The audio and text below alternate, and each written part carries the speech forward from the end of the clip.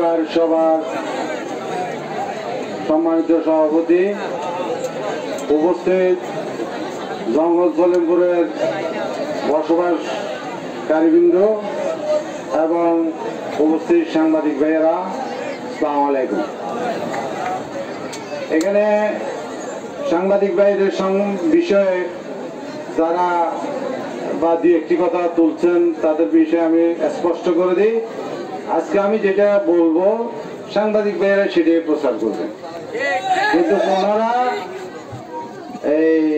এর বাইরে অনেক কিছু খুঁজতে গেলে ওনাদের অনেক তথ্যপত্র প্রয়োজন আছে, এগুলো হয়তো কেউ সহযোগিতা করলে ওনারা পাবে, হয়তো ওনাদেরকে কেউ দোষারোপ করলে এটা হবে যে যার যার মূল ধারণা।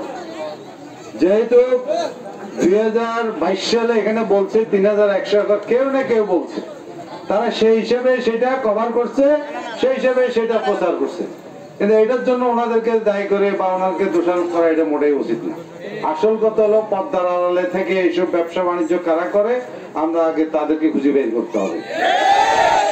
যাই হোক, আমি আমার বক্তব্য শুরু করছি।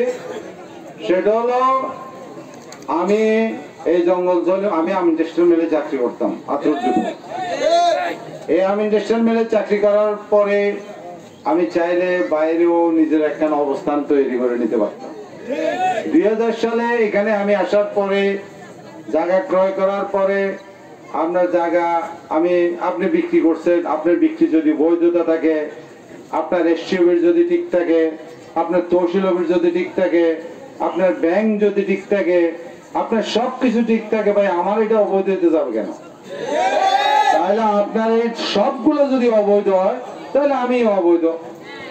আসেন আমরা জঙ্গল ধরে, আমরা যে জায়গাটাতে মিটিং করতেছি এই জায়গাটাও এক মালিক না, তারা ওয়ারিশ সূত্র অনেক মালিকের সম্পত্তি, এগুলা তারা কয়েকজন মালিকে মিলে তাদের খাট জমি, এই খাট জমি কই ছিন্নমূলের মানুষকে বড় বড় বাস দিচ্ছেন, মানুষের উপরে বন্দুক রাখে, চাঁদাবাজি, এই আপনার টাকা লুট, আপনার যারা এখানে নেতৃত্ব দিচ্ছে চাঁদাবাজি, আমরা তাদেরকে বিভিন্ন অ্যাঙ্গেলে ডাকি বুঝেছি যে এটা কোনো জীবন না, এভাবে কোনো মানুষ চলতে পারে না, কিন্তু তারা তাদের মতো করে চলে।